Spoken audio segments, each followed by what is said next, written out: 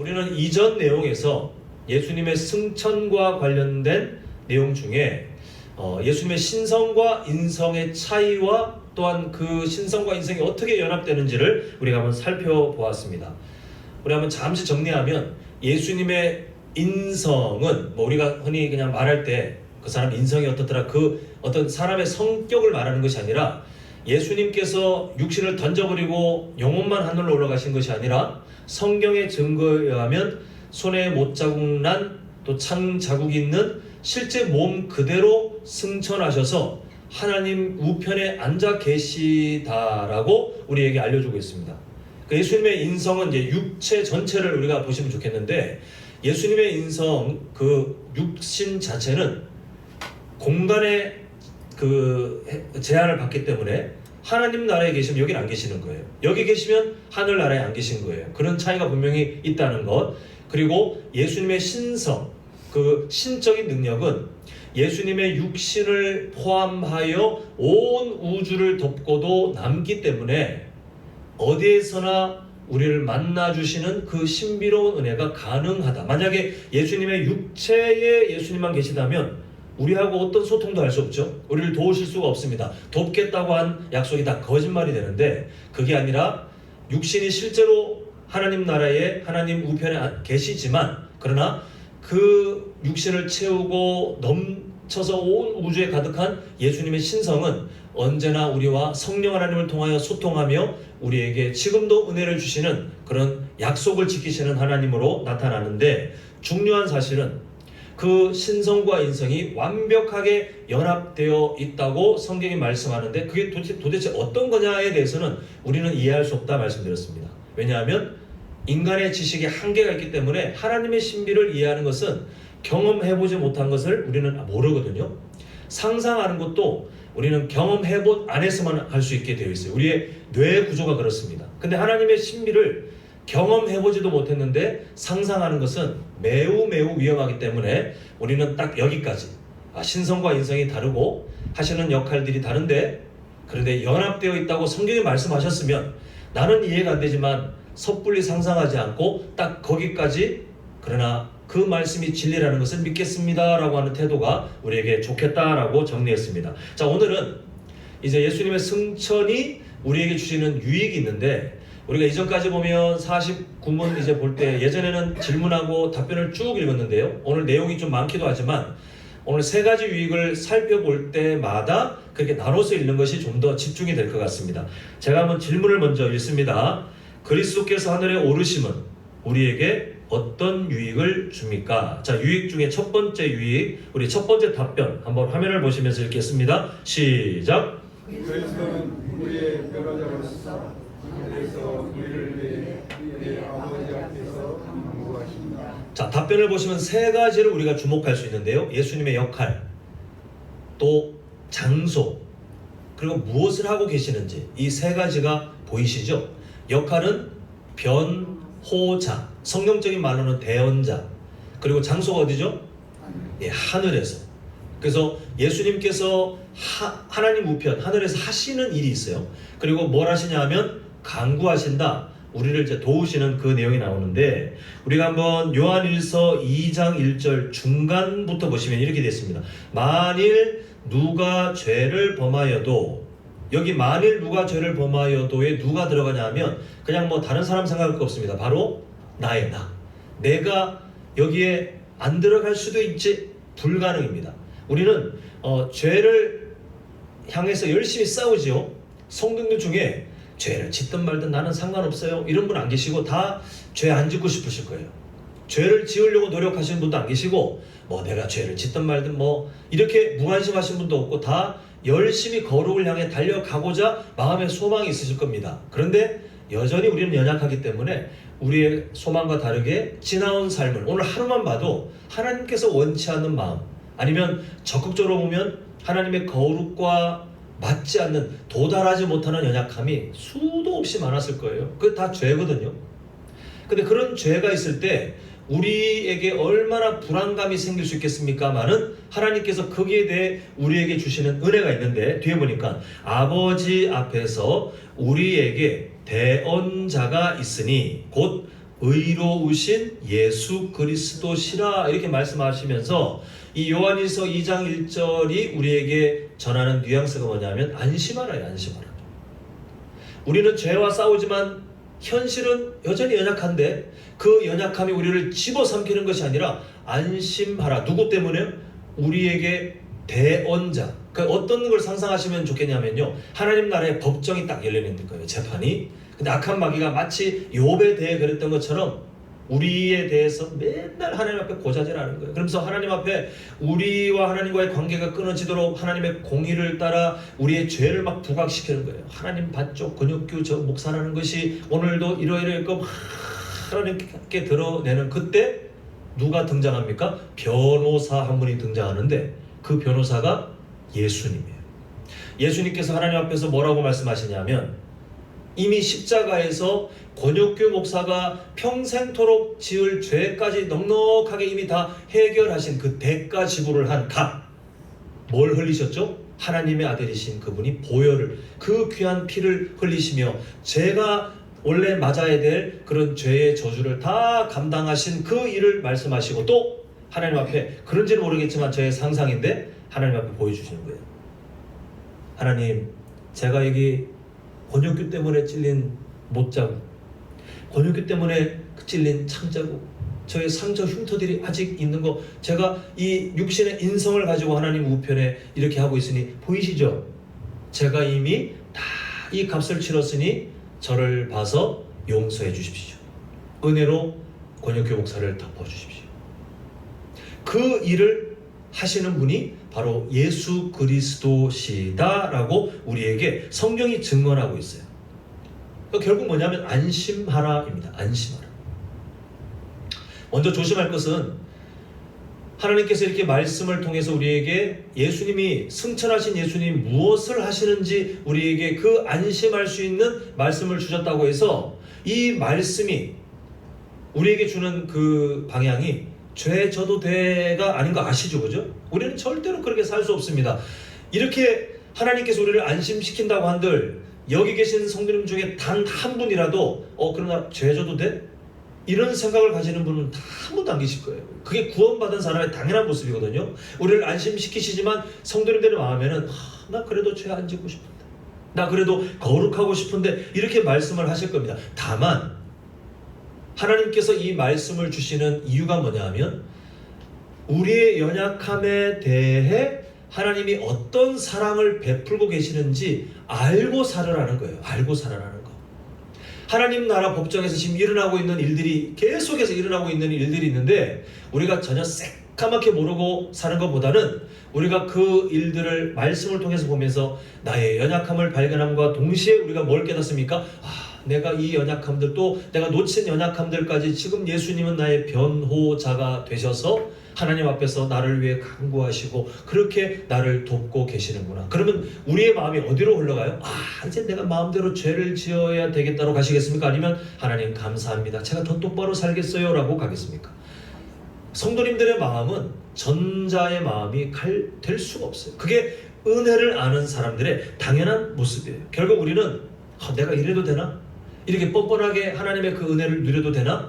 이런 육신의 그런 감정들이 들어온다 할지라도 우리가 할 수 있는 최선의 삶이 뭐냐 하면 그런 거 뭐 고민할 새 없어요. 그냥 최선을 다해 하나님께서 우리에게 주시고자 이미 약속하셨고 지금도 막 그냥 퍼부어 주시는, 우리 연약함에 대해서까지도 막 퍼부어 주시는 그 은혜에 우리가 잠겨서 감사를 누리며 살아가면 돼요. 그러면 하나님의 계획 속에 우리의 성화라고 하는 계획도 있는데 하나님이 실수함이 없으시잖아요. 그 하나님은 우리가 그 은혜를 누리며 연약하지만 감사하며 또 그 감사 때문에 내가 더 잘 살아야지 노력하다가 또 연약함이 나타나면 또 다시 우리 대언자 되시는 예수님을 보면서 감사해야지 계속해서 반복하며 그 감사를 통해 살아갈 때 하나님께서 우리를 도우시며 변화되도록 이끌어 가시겠다는 거예요. 그게 성경의 약속입니다. 그러므로 우리의 신앙생활은 저를 따라합니다. 얕은 인간의 양심과 도덕성으로 유지되는 것이 아니라 하나님의 사랑에 대한 넉넉한 감사와 확신으로 유지되어야 합니다. 확신으로 유지되어야 합니다. 예, 성도님들 언제든지 무너질 수 있는 여러분의 도덕성과 양심 없어지라는 게 아니라 그것에 신앙생활을 다 걸지 마세요. 그것으로 우리가 거룩해진다고 믿지 마십시오. 언제든지 뒤통수 맞을 수 있어요. 우리는 무엇에 우리 신앙생활을 걸어야 됩니까? 하나님이 막 성경을 통해서 우리에게 보여주시는 넘치고도 넘치는, 우리가 정말 부끄러울 정도로 넘치는 그 하나님의 은혜에 우리가 감사하며 신앙생활 유지, 확신을 가지며 신앙생활 유지, 이게 우리가 살아가야 될 마땅한 태도다라고 성경은 말씀하고 있습니다. 자, 우리 오늘 본문 말씀 다시 한번 보시면 이렇게 말씀하죠. 그러므로 자기를 힘입어 하나님께 나아가는 자들을 온전히 구원하실 수 있으니, 그 다음에 이렇게 말합니다. 이는 그가 항상 살아 계셔서, 바로 그들이라고 되어 있지만 사실은 자신이 권역규를 위해서 뭐 하심이라? 강구하심이라. 예수님이 지금 그걸 멈추지 않으시고 계시는 거예요. 끊임없이 우리에 대하여 변호해주고 계십니다. 여기에 우리가 할 것은 감사밖에 없어요. 또 우리가 한 군데 더 보는데요. 히브리서 9장 24절. 자, 한번 같이 읽겠습니다. 시작. 그리스도께서는 참 것의 그림자 손으로 만든 성소에 들어가지 아니하시고 바로 그 하늘에 들어가사 이제 우리를 위하여 하나님 앞에 나타나시고. 네, 우리가 흔히 예수님의 구원의 은혜, 예수님의 사랑 이러면 십자가에 달려서 으아 하는 그 어떤 고난, 여기에 막 집중되어 있는데, 예수님의 십자가의 죽으심과 부활로 구원이 끝나는 것이 아니라 지금 뭐가 되고 있냐면, 우리를 지속적으로 도우시기 위해서 예수님이 이 땅에 머물지 않으시고 승천하셨어요. 그 지금 세상에 있는, 지금 말씀 보시면 세상에 있는 어떤 공간에 예수님이 안 계신 이유, 손으로 지은 어떤 공간에 안 계신 이유가 뭐냐면 목적이 있는데, 하늘에 들어가사가 이제 승천이죠. 근데 예수님의 승천하심을 통해서만 우리에게 주어지는 그 은혜는 우리의 중보자로 하나님 앞에서 계속해서, 그래서 끝에 이제 우리를 위하여 하나님 앞에 나타나시고 하나님 나라에서도 계속해서 우리를 위해서 일하고 계십니다. 예수님께서 우리에게 주시는 구원의 은혜가 바로 그러합니다. 정리하자면 예수님의 승천하시면 야 이제 나 일 다 마쳤다, 이제 집에 돌아가야지, 이런 게 아니라 지상에서의 구원의 역사를 마치신 다음에 이제는 지속적으로 우리를 도우시기 위한 그 일을 열심히 하시기 위해 하나님 우편에서 우리의 대언자, 우리의 중보자, 우리를 변호하시는 분으로 일하시기 위해서 계속해서 우리를 도우시는 그 사랑을 나타내시기 위해서 승천하셨다는 사실을 꼭 기억하셔서 우리 성도님들 그 은혜를 기억하실 때마다 감사하시고, 또 그 은혜에 넉넉히 잠기셔서 연약함에도 하나님의 소망을 누리며 오히려 더 열심히 거룩을 향해 달려가시는 우리 모두가 되시길 간절히 소망합니다. 자, 이제 두 번째 유익, 우리 두 번째 답변을 함께 보겠습니다. 함께 읽겠습니다. 시작. 우리의 몸이 그리스도 안에서 하늘에 있으며 이것은 머리 대신 그리스도께서 그 지체인 우리를 그에게로 이끌어 오실 것에 대한 확실한.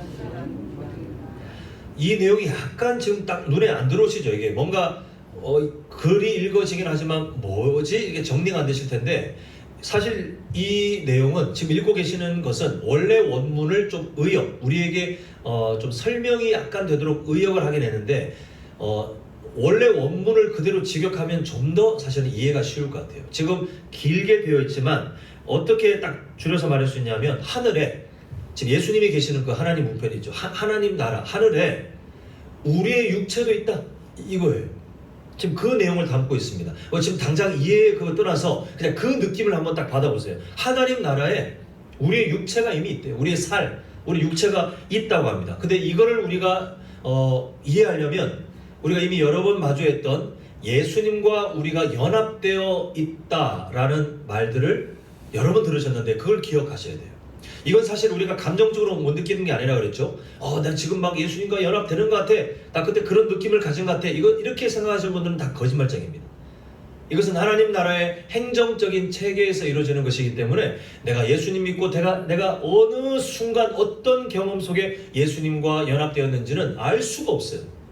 알 수가 없어요. 그건 예수님 믿고 단번에 이루어지는 일인데 그 연합됨이 너무나도 분명하기 때문에 과거 우리가 죄의 나라에 소속되어 있던 우리의 사람은 죽어 다시는 우리가 상관이 없게 되었죠. 그리고 우리는 부활하신 예수님께 연합되어서 새로운 피조물로 다시 생명 안에 능동적으로 살아가는 삶이 되었다라고 우리는 로마서 6장을 통해서 몇 번이나 우리가 확인했습니다. 그 연합의 은혜를 기억해야 되는데요. 우리가 예수님과 연합된 것에 대한 여러 비유 중에 포도나무 비유도 있지만 예수님이 우리의 머리 되시고 우리는 예수님의 몸이 된다라고 하는 그 비유를 이해하시면 될 것 같아요. 그래서 결국 지금 우리가 예수님과 연합되어 있어서 예수님이 우리의 머리가 되어 계시는데 몸과 머리는 분리될 수 있어요? 없어요? 분리될 수 없습니다. 이걸 딱 상상하시면서 우리의 머리 되신 예수님이 육신을 가지신 몸 그대로 인성이 그 하나님 우편에 있다 그러시죠. 그 인성 몸을 가지신 그대로 하나님 나라에 존재하고 계시니 예수님의 몸인 우리도 역시 하나님 나라에 존재하는 것이 마땅하다라는 것이 바로 지금 이 둘째 답변의 내용이에요. 다시 한번 설명드립니다. 우리의 육신이 어떻게 하나님 나라에 있지? 어디에 다 연결되냐면 예수님 때문인데 예수님이 육신 그 자체로 하나님 우편에 계시죠. 그분이 머리이기 때문에 머리와 몸은 분리될 수 없으니 예수님의 몸인 우리도 하나님 나라에 그대로 있는 것이 분명하다라고 하는 하나님께서 만드신 질서를 우리가 한번 이해해 보셨으면 좋겠어요. 물론 이 세상을 살아가고 있는 동안 우리의 육신은 이 땅에 있는 것이 맞습니다. 내가 지금 하나님 나라에도 내가 있나? 동시에 무슨 저기도 내가 있고 여기도 내가 있고 이도 저도 이게 아니라 지금 우리의 육신이 여기에 있는 것은 맞지만 예수님이 그곳에 우리의 머리로 계시기 때문에 그때 우리는 어떤 확신이 되냐면 예수님이 나의 머리가 되시는데 저 하나님 나라에 계시니 나도 장차 예수님께서 허락하시는 그때 부활하면 그 영광스러운 부활에 동참해서 하나님 나라에 있을 수 있을까? 있게 되면 좋겠지만 자신이 없는 데가 아니라 확실한 보증을 갖는다는 거예요. 우리의 머리이신 예수님이 계시니 당연히 예수님께서 계시는 그곳에 예수님 몸인 나도 그곳에 있는 게 당연하지 라고 성경이 우리에게 아예 확신을 주시는 것이 바로 그겁니다. 그래서 답변 보시면 답변 제일 끝에 뭐라고 되어 있냐면 그의 지체인 우리를 그에게로 이끌어 올리실 것에 대한 그 다음에 뭐라고 되어 있죠? 확실한 보증. 우리가 사는 세상에서 보증은 참 안 좋은 말로 많이 금융권과 연결돼서 안 좋은 그런 기억들이 있으실 분이 계실지 모르겠지만 성경에서 말하는 보증은 우리에게 안심하라는 거예요. 확신을 주시는 거예요. 예수님이 계시니 그의 몸인 우리도 당연히 그 부활의 때가 되면 당연히 그곳에 가는 게 확실하니 안심하라. 소망을 누려라. 이게 바로 성경이 우리에게 주시는 약속입니다. 그러므로 우리 성도님들 지금은 이 세상에 우리의 몸을 두고 있지만 우리에게 무엇이 지금 보증이 되어 있어요? 훗날 예수님의 다시 오심을 통해서 우리가 그 영광스러운 부활에 동참하게 될 때 우리가 갈 곳은 의심할 바 없이 바로 하나님 나라, 예수님이 계시는 그 하나님 나라이라는 것을 꼭 기억하셔서 우리가 이 세상 살아가면서 우리가 여러 연약함을 경험하더라도 점점 우리가 쇠약해지고 이건 좀 편치 않은 표현입니다만 우리에게 예정된 죽음이 다가온다 할지라도 그러나 두려워하지 마시고 소망을 꼭 가지셔서 나는 이미 하나님 나라에 내 몸을 두고 있다 라는 보증을 기억하셔서 우리가 그 소망 가운데 천국 소망을 가지고 살아가시는 우리 모두가 되시기를 간절히 소망합니다. 자, 마지막 세 번째 답변 약간 길지만 내용을 잘 보시면서 함께 읽겠습니다. 시작.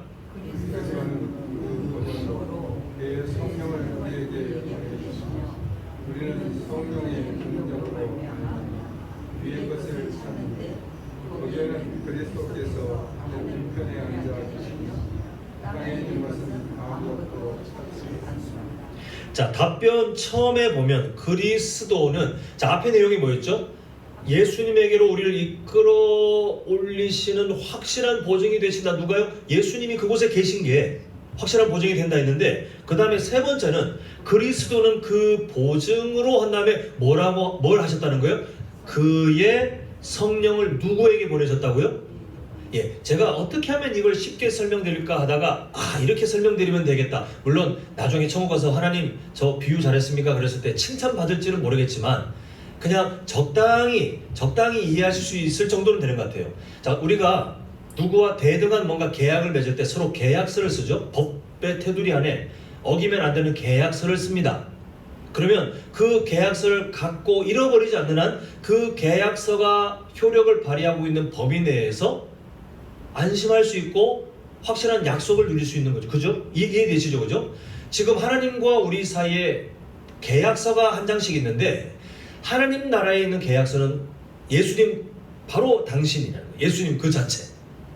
예수님, 몸을 가지신 예수님이, 우리의 머리이신 예수님이 그곳에 계심을 통해 계약서와 같은 그 예수님이 하나님 나라에 있는데, 계약서가 하나님 나라에만 있으면 안 되잖아요.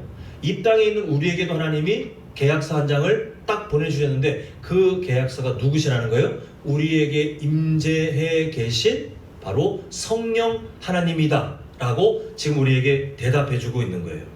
자, 지금 우리 고린도 후서 1장 22절을 보실 텐데 이렇게 되어 있습니다. 그가 또한 우리에게 인치시고, 그 다음에 네 글자 띄워놓은 다음에 우리 마음에 성령을 주셨느니라 라고 했는데, 성령께서 우리에게 임재해 계신 것이 그 중간에 네 글자 무엇으로? 보증으로. 어떤 보증이냐면 우리가 장차 머리 대신 예수 그리스도께서 그곳에 계신 것처럼 머리와 몸이 분리되지 않으니까 당연히 나도 훗날 머리 대신 예수님이 계신 곳에 당연히 가지.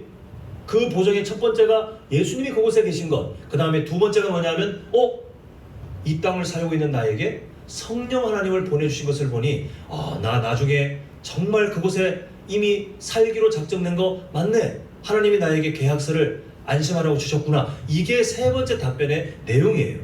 자, 우리 그 다음 보시면 고린도후서 5장 5절도 한번 보겠습니다. 똑같은 내용이긴 하지만 보시면 곧 이것을 우리에게 이루게 하시고 보증으로 성령을 우리에게 주신 이는 하나님이시니라.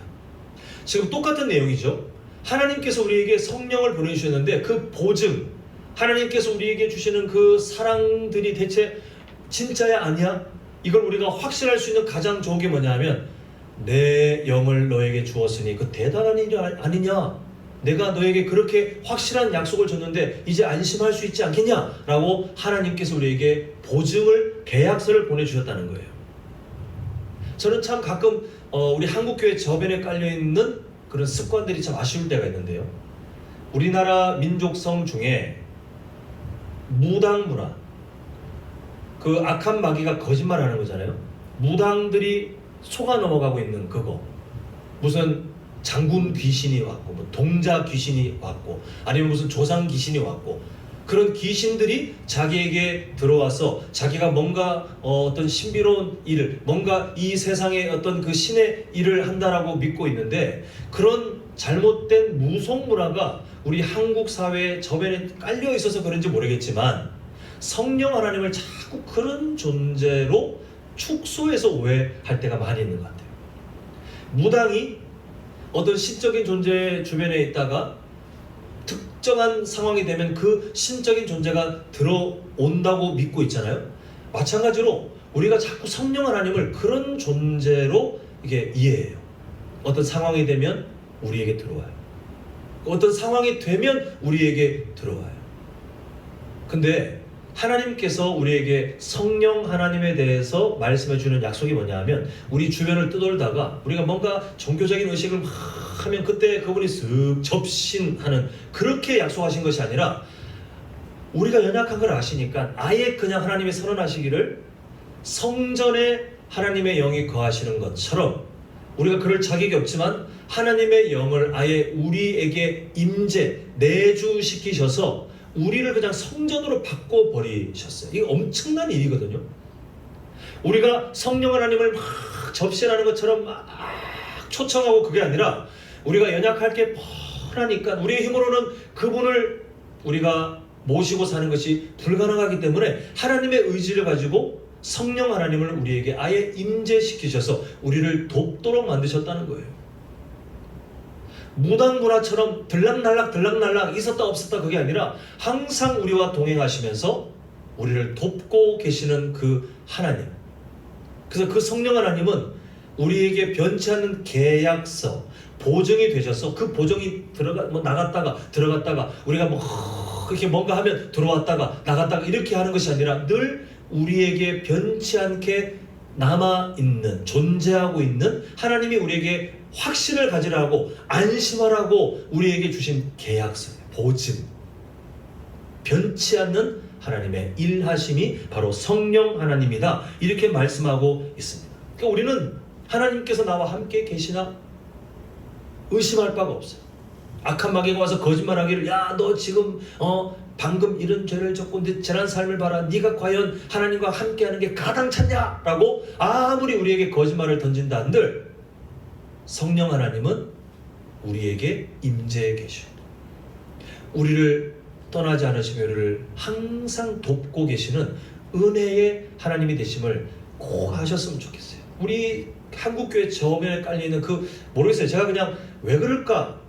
괜히 그런 무속 문화 때문에 자꾸 성령 하나님이 우리 바깥에 왔다 갔다 임재했다가 안 했다가 그래서 자꾸 뭔가 초청해야 되는 그런 분으로 아는가? 라고 제가 한번 상상을 해본 거긴 하지만 생각을 바꾸셔야 돼요. 성령 하나님은 우리를 도우시기 위해 늘 함께 계십니다. 늘 우리를 도우시고 우리를 인도하시는 그 하나님이심이 성경 곳곳에 기록되어 있다는 것을 꼭 기억하셨으면 좋겠어요. 그럼 우리는 어떻게 살아가느냐? 자, 세 번째 답변에 제가 한번 읽어드릴 텐데 중간에 이런 내용이 있습니다. 우리는 성령의 능력으로 말미암아 하나님께서 우리에게 보증을 주셨는데 감사합니다. 자, 그리스도는 그 보증으로 그의 성령을 우리에게 보내시며라고 처음에 딱 돼 있죠. 처음에 그 내용이 돼 있는데 그러면 우리는 어떻게 이제 살아가느냐? 중간에 이렇게 되어 있습니다. 우리는 성령의 능력으로 하나님의 보증으로 우리에게 임재해 계신 성령의 능력으로 말미암아 그 다음에 뭐라고 되어 있죠? 위의 것을 찾는데 우리가 잘 아는 골로새서 3장 1절을 함께 읽어보도록 하겠습니다. 자, 화면을 보시면 골로새서 3장 1절 자 시작. 그러므로 너희가 그리스도와 함께 다시 살리심을 받았으면 위의 것을 찾으라. 거기는 그리스도께서 하나님 우편에 앉아 계시느니라. 이렇게 말씀하고 있습니다. 사랑하는 성도 여러분, 위의 것을 찾는 삶, 땅의 것이 아니라 위의 것을 찾는 삶을 마치 세상 것 다 생활 다 정리하고 산에 들어가서 모든 연을 끊고 돌을 닦는 어떤 종교인의 삶을 살라는 게 아니에요. 그냥 똑같이 하나님이 주신 사명지에서 우리는 여전히 우리의 일상을 살아가야 됩니다. 그런데 우리가 어디에 소속되어 있는 사람인지는 알고 있으라는 거예요. 위의 것을 찾으라는 것은 바로 거기에 소속되어 있다는 거예요. 만약에 성도님들께서 국가대표 선수인데 국가대표 선수로 만약에 레슬링 선수의 레슬링 그 팀에 소속되어 있다. 그러면 성도님들이 항상 뭘 위해서 살아가실까요? 이 세상을 살아가고 있지만 이 세상에 어떤 삶을 살아가시겠지만 내가 어떻게 해야 더 레슬링을 잘할 수 있을까? 또 레슬링 지금 이제 올림픽이 다가오는데 이제 훈련 일정이 잡혀 있으니까 내가 이제 음식도 좀 조절하고 체중도 좀 관리하고 이제 근력 운동 준비하고 뭔가 뭘 해야 될지 계획이 나오죠, 그죠? 그리고 만약에 코치가 너 이거 해야 돼라고 할 때 몸이 막 힘들지만 그 업무를 수행하기 위해서 내가 견뎌야 되는구나, 인내해야 되는구나, 아니면 살다가 만약에 다치면 그를 다시 극복하고 재활하기 위해서 또 이를 악물고 뭔가 노력하고 우리가 어디에 소속되어 있다는 것 때문에 뭘 해야 할지가 정해지잖아요. 눈에 보이잖아요. 마찬가지예요. 이 세상을 살아가며 위의 것을 찾는다는 것은 하나님 나라에 소속되어 있는 사람이라는 생각을 가지고 그런 걸 전혀 모르는 사람과 비교했을 때 우리는 다른 삶을 살 수밖에 없는 거예요. 어떻게 내가 생각해야 될까? 계속해서 충돌되는 거예요. 말씀 때문에 내가 어떤 언어를 써야 되지, 어떤 말을 해야 될지 막 세상 말들, 세상의 가치관들, 세상의 이슈들, 그런 막 습관들, 그런 말로 살다가 계속해서 하나님이 쿡쿡 찌르실 때에 내가 맨날 말하는 게 부동산에, 말하는 게 맨날 연봉에, 아니 말하는 게 맨날 세상 어떤 즐거움 그런 것들 취미생활 그런 것만 내가 입에 담고 있거나 아니면 내 생활 습관을 따라서 내 성격을 따라서 그냥 사람들 툭툭 내뱉고 상처를 주고 다른 사람을 막 깔보고 이렇게 하는 언어 습관들 이거 하나님 나라에 안 맞는데 그러면 그때부터 우리 기도 제목이 생기는 거예요. 하나님 저의 언어 습관이 달라지게 해주세요. 하나님이 말씀 묵상하는 가운데 너 언어 습관 좀 바꿔야 되겠는 걸 딱 깨닫게 하시면 우리가 그때부터 그 말씀을 따라 은혜를 따라 노력할 수 있게 되는 거예요. 그게 위의 것을 찾는 사람들의 달라지는 모습이에요. 그러니까 우리가 거창한 뭔가 위의 것을 찾는다 막 신령한 뭔가를 막 이게 아니라 이 땅을 살고 있지만 하나님 나라에 소속된 사람으로 어떻게 살아갈까? 그런데 그 은혜가 얼마나 감사한지 아까 우리의 답변 우리가 살아갈 답변 보면 성령의 능력으로라고 되어 있어요. 하나님이 우리에게 과제를 던진 다음에 너 잘하면 복이요 못하면 저주요 너 한번 해봐. 다 실패입니다. 다 실패 우리는. 그런데 감사하게도 우리에게 보증으로 임재시켜 주신 우리에게 언제나 함께 하시며 동행하시는 성령의 능력으로 위의 것을 찾는다라고 오늘 세 번째 답변은 우리의 달라질 삶에 대해서 미리 약속하고 있는 것을 보게 됩니다. 사랑하는 성도 여러분, 하나님께서 2중 3중으로 우리에게 사랑의 방법을 막 겹쳐서 준비하는 것이 느껴지십니까? 우리를 구원하신 것으로도 모자라서 이 땅을 살아갈 때 연약할 것이 뻔하니까 승천하신 그 예수님이 계속해서 우리의 중보자로 우리의 대언자로 일하시고 또 우리가 불안해할까봐 우리에게 보증이 스스로 되어주시고 또한 동시에 우리에게는 성령 하나님을 보내셔서 그 보증이 각각 하나님 나라와 또 우리의 삶에 있게 하시고 그리고 우리가 그 삶을 살아갈 때에 위의 것을 찾을 수 있도록 성령의 능력으로 우리를 도우시는 그 하나님의 사랑이 다른 사람이 아니라 지금 이 자리에 계신 성도님들께 지금 계속해서 폭포수와 같이 퍼부어지고 계시다는 사실을 잊지 않으셨으면 좋겠습니다. 연약해도요. 내일 또 실패하셔도 이 하나님의 사랑은 멈추지 않고 끊임없이 우리를 변화시켜 가시며 하나님 나라의 일원으로 합당하게 살도록 우리를 인도하고 계시다는 사실을 잊지 않으셨으면 좋겠어요. 결국 우리는 아까 따라하십시오라고 했던 그 내용처럼 우리의 얕은 어떤 양심 아니면 도덕성 가지고 내가 뭔가 억지로 막 내가 거룩해지려고 이렇게 유지될 수 있는 힘이 우리에게는 없어요. 다만 우리에게 몇 겹을 걸쳐서 퍼붓고 계시는 하나님의 사랑을 우리가 매일마다 묵상할 때마다 그때 감사한 마음 가지고 한 번 더 힘을 내는 거예요. 감사한 마음을 붙들고 한 번 더 거룩을 향해 가는 거예요. 감사한 마음 때문에 우리에게 있는 죄의 습관들과 우리가 싸울 수 있는 거예요. 우리는 결국 은혜로 살아가는 사람들입니다. 감사로 우리의 삶은 유지될 수밖에 없어요.